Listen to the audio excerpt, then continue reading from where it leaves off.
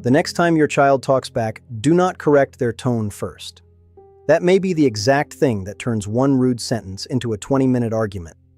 Because when your child is already upset, saying, "Do not talk to me like that," often gives them something new to fight about.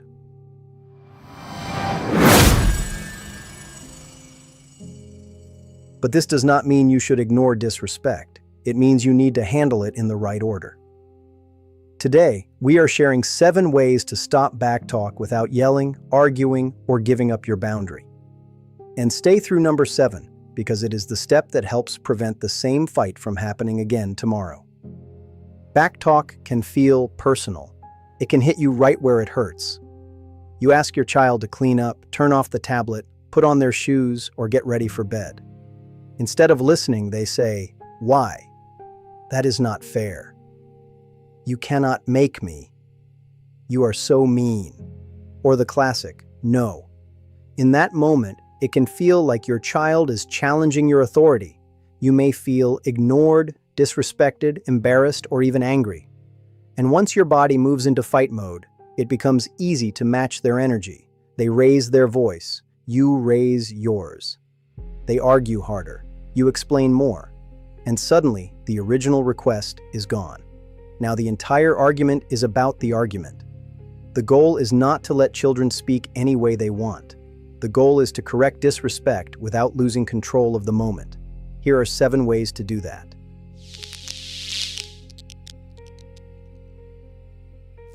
Use fewer words, a guide to calmer parenting. When a child talks back, many parents start explaining.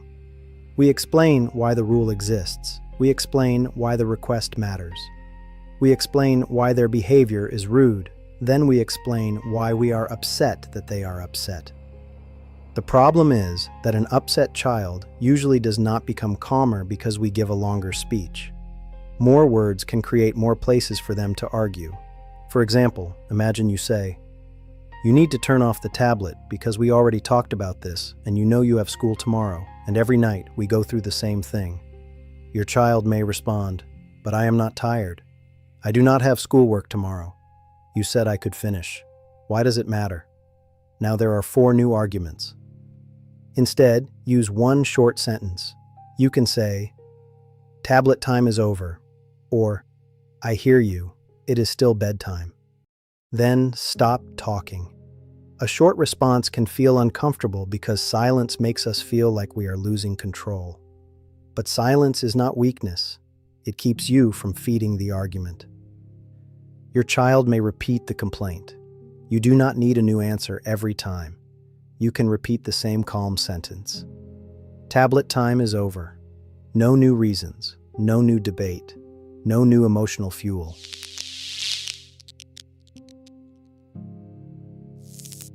2. Name the feeling without changing the limit.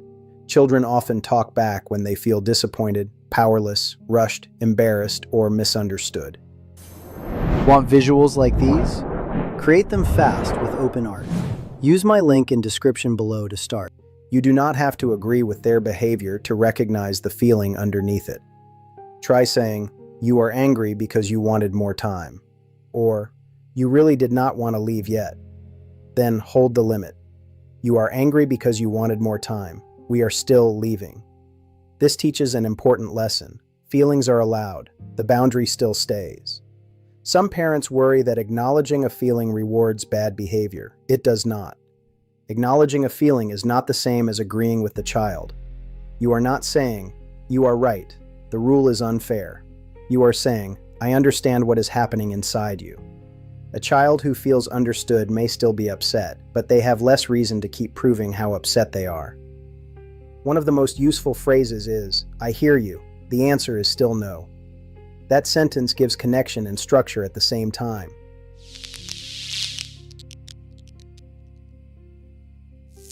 3. Do not debate the boundary. When your child keeps arguing after you said no, they may not be confused. They may be checking whether the answer can still move. This does not always mean they are trying to manipulate you. They may simply have learned that arguing sometimes earns more time, another warning, or a different answer. Imagine this conversation. No more candy. Why?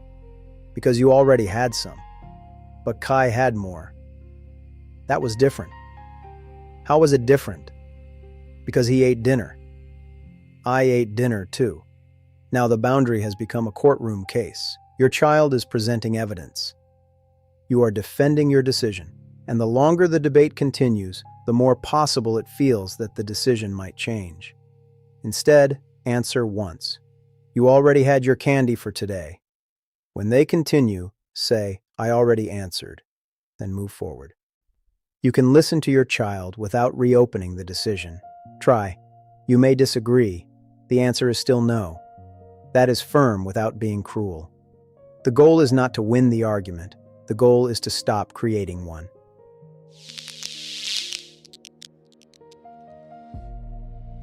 The next strategy is where many parents accidentally make backtalk worse. It sounds like discipline, but it can quickly turn one rude comment into a much bigger power struggle. 4. Correct the message before the tone. Imagine your child says, "Give me my tablet. You are so annoying." The tone is clearly not acceptable.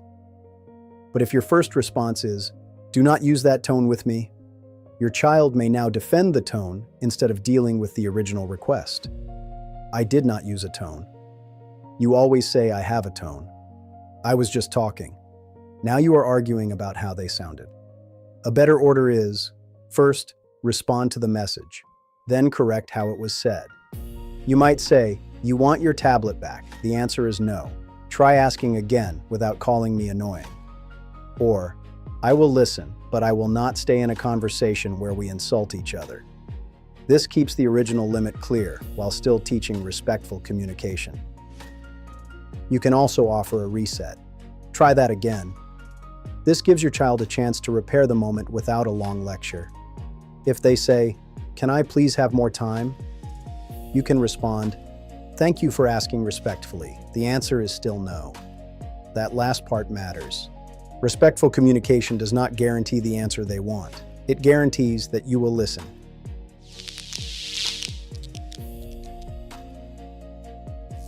Lower your volume as theirs goes up. When children get loud, our bodies often copy them. They raise their voice. We become louder so they know we are serious. But when both people increase their volume, the child is no longer learning how to calm down. They are learning how to compete.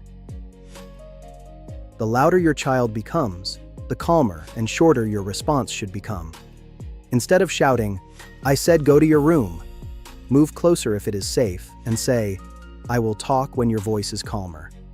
Or, "I am here. I am not arguing." Your calm voice does not mean you are giving in. It shows that you are still in control of yourself. Children borrow calm before they can create it on their own. That does not mean they will instantly stop yelling. Sometimes they will become louder before they become quieter.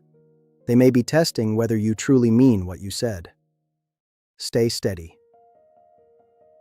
Do not match the chaos. You do not need to prove that you are the most powerful person in the room.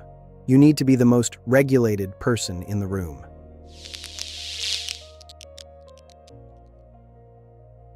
Six, give one clear choice.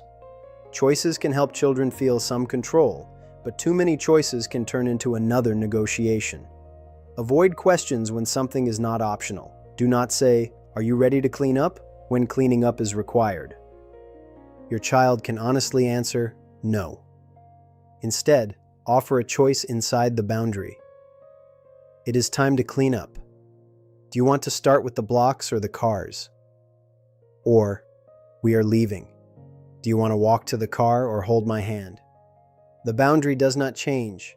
The child gets to choose how they move through it. Keep the choices simple. 2 choices are usually enough. Do not offer choices that you cannot accept. For example, do you want to clean up now or never play with these toys again? That is not a real choice. It is a threat dressed like a choice. A useful formula is, you can do this or you can do that. You choose. Then give the child a few seconds to process. Children often need more time to switch tasks than adults expect. A brief pause can prevent you from repeating the request 5 times.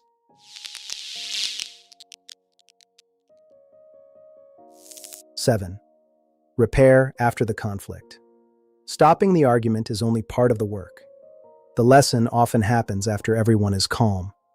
Do not wait until the next conflict to talk about what happened. Later, you can say, "Earlier, you were upset when tablet time ended. It is okay to be angry. It is not okay to call me names." Then teach the replacement. Next time, you can say, "I am angry. Can I have 2 more minutes?" The goal is not only to tell children what not to do, they need to know what they can do instead. You can even practice the moment. Say, "Let us try it again." I will say tablet time is over and you practice answering. This may feel awkward, but practice helps children build the words they need before the next emotional moment. Parents also need to repair. Maybe you yelled. Maybe you insulted your child back. Maybe you said something you regret. You can say, "I was angry, but yelling was not okay. I am sorry." The rule still stands, and I will work on saying it more calmly. Notice what that does. You apologize for your behavior without removing the boundary. An apology does not weaken your authority. It models responsibility. And that may be one of the strongest lessons you can teach.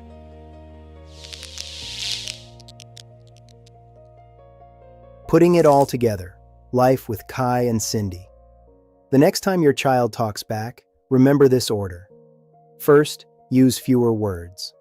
Second, name the feeling. Third, keep the limit out of a debate. Fourth, address the request before correcting the tone. Fifth, lower your volume. Sixth, offer one clear choice. And seventh, repair and practice after everyone is calm. Here is what that might sound like in one real moment. Your child says, "You are so mean, I am not turning it off." You say, "You are angry because tablet time is over. The tablet is still going away." Your child says, "No, you cannot make me." You respond, "I am not arguing. You can turn it off, or I can help you turn it off." Later, when everyone is calm, "You were angry and that is okay. Calling me mean was not okay." Next time say, "I am angry. Can I finish this part?" That is discipline. Not punishment, not surrender, teaching. Backtalk does not mean your child is bad, and it does not mean you have failed as a parent. It usually means your child has a strong feeling, a weak skill, or both. Your job is to keep the boundary while teaching them a better way to respond. And some days you will handle it calmly. Other days you may lose your patience and need to repair. The goal is not perfect parenting. The goal is creating a safer pattern, one difficult moment at a time. What causes the biggest power struggle in your home? Bedtime, screen time, cleaning up, or leaving the house? Share it in the comments. And subscribe for practical parenting tools you can use during the moments that are actually hard.